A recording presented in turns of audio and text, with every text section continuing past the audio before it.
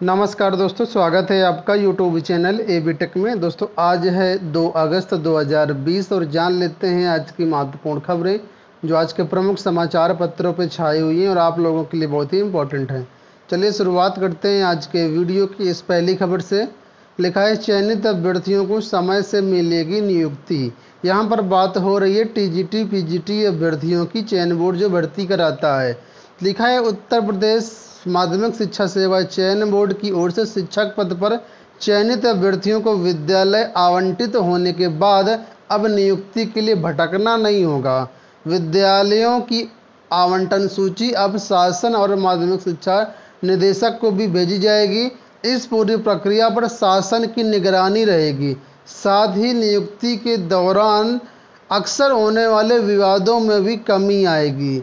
इस बाबत अपर मुख्य सचिव आराधना शुक्ला की ओर से उत्तर प्रदेश माध्यमिक शिक्षा सेवा चयन बोर्ड के सचिव को पत्र जारी किया गया है। माध्यमिक शिक्षा सेवा चयन बोर्ड से शिक्षकों के पद पर चयनित होने वाले अभ्यर्थियों के विद्यालय आवंटन की सूची केवल जिला विद्यालय निरीक्षकों और मंडलीय संयुक्त शिक्षा निदेशकों को ही प्रेषित की जाती है, जबकि शासन और शिक्षा निदेशक को ये सूची प्रेषित नहीं की जाती है। अक्सर नियुक्ति के लिए विद्यालय पहुंचने पर चयनित अभ्यर्थियों को भटकना पड़ता है। कई मामले में तो अभ्यर्थी कोर्ट चले जाते हैं और मामला जब शासन या शिक्षा निदेशक तक पहुंचता है तब उन्हें इस विवाद की जानकारी मिलती है। इसी के मद्देनज़र अपर मुख्य सचिव आराधना शुक्ला ने लेटर जारी करके चयन बोर्ड को निर्देशित किया हुआ है कि जितने भी अभ्यर्थियों की नियुक्ति हुई है उन सबकी सूची पूरा शासन को और शिक्षा निदेशक को भेजी जाए, ताकि इस तरीके से किसी भी समस्या से बचा जा सके और मामले की पूरी जानकारी पहले ही हो। किसका किसका चयन हुआ है, किन किन कॉलेजों में चयन हुआ है, इसकी पूरी सूची जब शासन के पास उपलब्ध रहेगी तो शासन एक तरीके से निगरानी होती रहेगी। इसके लिए लेटर जारी किए हैं। ठीक है, तो ये एक अपडेट आप लोगों के लिए है। अगली बात कर लेते हैं तो यूपी बोर्ड को लेकर के अपडेट है। लिखा है यूपी बोर्ड बढ़ाएगा परीक्षा फार्म और पंजीकरण की तारीख। लगभग 20 दिनों में दोनों प्रक्रिया की रफ्तार रही बेहद धीमी। दोस्तों कक्षा 9 और 11वीं में एवं 10वीं और 12वीं में जो इस वर्ष रजिस्ट्रेशन की डेट रखी गई है और परीक्षा फार्म की डेट रखी गई वो है 5 अगस्त। और आप लोग जानते हैं कोरोना के कारण स्कूल कॉलेज वैसे तो माध्यमिक में खुल रहे हैं, लेकिन बच्चों की संख्या बहुत ही कम है एडमिशन कराने वालों की। इसलिए लिखा है कि हर साल करीब 50 लाख से अधिक छात्र छात्राएं कक्षा 9 और 11 में पंजीकरण कराते हैं और इतनी ही तादाद में हाई स्कूल और इंटर में भी होते हैं। लेकिन इस बार जो संख्या है बेहद एकदम उलट है। अभी तक संख्या तो घोषित नहीं की गई कि यूपी बोर्ड के द्वारा कितने लोगों ने पंजीकरण कराया, लेकिन कहा है कि संख्या बहुत कम है। ऐसे में संभावना यही है कि लगभग इसकी जो पंजीकरण की डेट है हफ्ता या 2 हफ्ता ज़रूर बढ़ेगी। फिलहाल अभी तो 5 अगस्त है, 5 अगस्त तक ये डेट बढ़ाई जाएगी, ये तो कन्फर्म है, क्योंकि जब छात्र ही नहीं होंगे तो फिर आगे की सारी प्रोसेस कैसे होगा। तो ये अपडेट है। तो मेरा यही कहना है आप लोगों से, अगर आप भी एडमिशन करवाना चाहते हैं अपने भाई बहनों का तो आप लोग देख लीजिए। अभी तक 5 अगस्त डेट है, उसके बाद ये डेट अभी आगे बढ़ने की संभावना भी है। रोजगार मांगने नहीं देने वाले तैयार करेगी नई शिक्षा नीति। नई शिक्षा नीति दोस्तों आप लोग जानते हैं कैबिनेट से मंजूरी मिल चुकी है, संसद से मंजूरी मिलना अभी बाकी है, उसमें लंबा समय लगेगा। लेकिन जो प्रधानमंत्री नरेंद्र मोदी है उन्होंने कल एक स्पीच के दौरान ये कहा है कि नई शिक्षा नीति में रोजगार की असीम संभावनाएं हैं। ये जो नीति है रोजगार देने के लिए बनाई गई है, ना कि रोजगार मांगने वालों के लिए। ठीक है, तो यहाँ पर कल एक हैकाथन को संबोधित कर रहे थे तो उसी में इन्होंने कहा है कि शिक्षा व्यवस्था में बदलाव का जो प्रयास किया गया इससे आने वाले समय में नवाचार बढ़ेगा और रोजगार देने के लिए ही नीति बनाई गई है। और इनका कहना है कि 21वीं सदी का युग है, यह सीखने अनुसंधान नवाचार पर ध्यान केंद्रित करने का समय है। भारत की राष्ट्रीय शिक्षा नीति 2020 भी इसी पर जोर देती है। हम भारत में शिक्षा की गुणवत्ता पर ध्यान केंद्रित कर रहे हैं। अगली अपडेट की बात कर लेते हैं तो लिखा है मोबाइल क्षेत्र में 12 लाख नौकरियां मिलेंगी। सैमसंग, एप्पल समेत कई कंपनियों ने प्रोत्साहन योजना के लिए दिया है आवेदन। 1 लाख करोड़ का होगा निवेश। दोस्तों, जब से कोरोना वायरस फैला हुआ है और चीन इसकी अहम भूमिका के रूप में जाना गया है, तब से कई सारी कंपनियां हैं जो चीन से अपना कारोबार समेट करके भारत आना चाहती हैं। और इसके लिए अब तक यहाँ पर लिखा है काफ़ी सारी कंपनियों ने भारत में अपना प्लांट लगाने के लिए आवेदन किया है। यहाँ पर दे सकते हैं जो सूचना एवं प्रसारण मंत्री हैं श्री रविशंकर प्रसाद, उनका कहना है कि 22 कंपनियों ने देश में मोबाइल विनिर्माण के लिए प्रस्ताव पेश किए हैं। और हाल ही में चीन में सैमसंग की जो अंतिम कंपनी थी वो भी बंद हो गई है चीन में।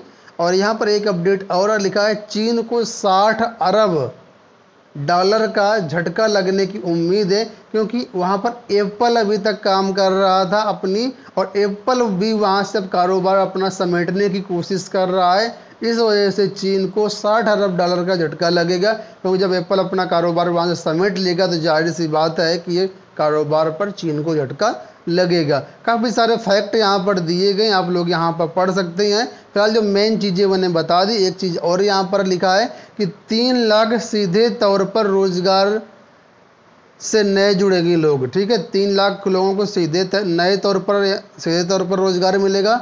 9 लाख लोगों को अप्रत्यक्ष रूप से रोजगार मिलेगा। 10% लागत घटने का अनुमान भारत में निर्माण से। चलिए अगली बात कर लेते हैं। तो यहाँ पर लिखा है दिल्ली पुलिस में 5846 सिपाही भर्ती होंगे। दिल्ली पुलिस में दोस्तों सिपाही की वैकेंसी आ गई है।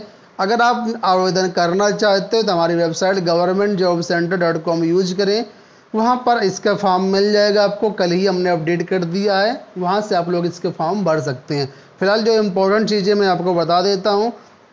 यहाँ पर जो पद हैं वो कुल बता दिया मैंने, 5846, 2801 अनारक्षित कैटेगरी के पद हैं, 583 EWS के पद हैं, 1133 OBC है, 1037 जो है SC है और 302 ST है। ठीक है, इसमें महिलाएं भी आवेदन कर सकती हैं। महिलाओं के लिए जो पदों की संख्या है 1944 है।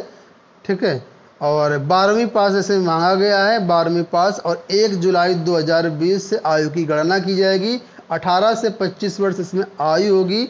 लिखित परीक्षा होगी, बहुविकल्पीय प्रश्न पूछे जाएंगे। ज़्यादा जानकारी के लिए आप ऑफिशियल वेबसाइट विजिट करें। इसके आवेदन की प्रक्रिया शुरू हो चुकी है। ठीक है, और इसके लिए 7 सितंबर तक ऑनलाइन आवेदन लिए जाएंगे। ठीक है, तो ये हो गई अपडेट दिल्ली पुलिस की। बात कर लेते हैं अगली अपडेट के। तो यहाँ पर वही अपडेट है, शासन शिक्षा निदेशक को भेजी जाएगी चयन सूची, जो मैंने सबसे पहले आप लोगों को बता दी। अपडेट है यहाँ पर परीक्षा नियामक प्राधिकारी कार्यालय को लेकर के लिखा, सचिव परीक्षा नियामक प्राधिकारी तलब। इलाहाबाद हाईकोर्ट ने सचिव परीक्षा नियामक प्राधिकारी प्रयागराज अनिल भूषण चतुर्वेदी को अवमानना के मामले में एक नोटिस जारी किया है।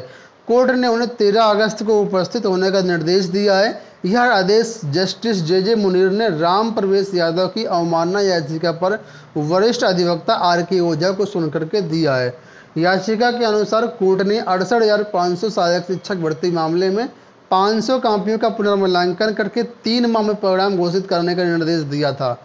ठीक है, और अक्टूबर 2019 में दिए गए इस आदेश का 9 महीने के बाद भी पालन नहीं किया गया, इसलिए ये अवमानना याचिका दाखिल की गई है और इसमें सचिव परीक्षा नियामक प्राधिकारी को तलब किया गया है कोर्ट में।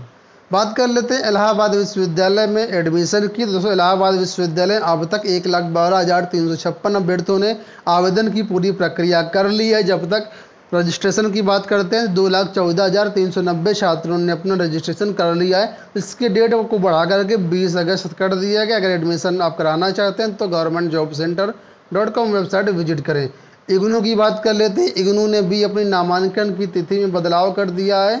अब जो पुनः नामांकन की और प्रवेश की तिथि है वो 16 अगस्त तक कर दी गई है। MCOM MA कई सारे विषय पर यहाँ पर आप लोग आवेदन कर सकते हैं। बात कर लेते हैं अंत में कोरोना को लेकर के लिखा है चिंता, 24 घंटे में रिकॉर्ड 57,000 मरीज मिले। दोस्तों, कोरोना पेशेंट की संख्या बहुत तेज़ी से बढ़ती जा रही है। रिकॉर्ड पर रिकॉर्ड डेली बन रहे हैं। 24 घंटों में 57,118 मामले सामने को देखने को आए हैं। हालांकि इसमें बात कर लेते हैं तो अब तक 16,95,988 लगभग 17 लाख मान लीजिए, इसमें से करीब 11 लाख लोग ठीक भी हो चुकी हैं, जबकि 5,65,103 अभी भी उनका उपचार चल रहा है और 36,000 के आसपास लोग हैं जिनकी डेथ हो चुकी है।